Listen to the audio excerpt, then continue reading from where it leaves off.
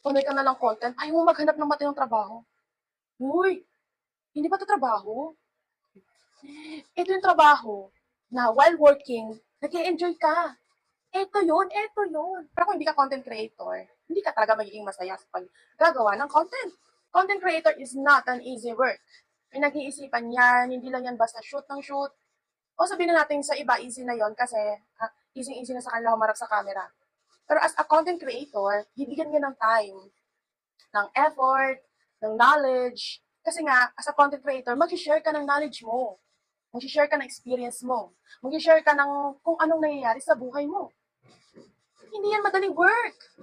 It is a work na nag-e-enjoy ka. Kung nakikita ko ng mga nagko-content, let them be. Kasi masaya sila sa ginagawa nila. Ganito lang kasi yan. Apply ka ng apply. Tapos, pag nagpunta ka sa work ngayon, hindi ka masaya. So, ang ending, magre-resign ka kasi hindi ka masaya. As a content creator, marami nang kumikita dito. Tsambahan nga lang. Ayun lang, God bless!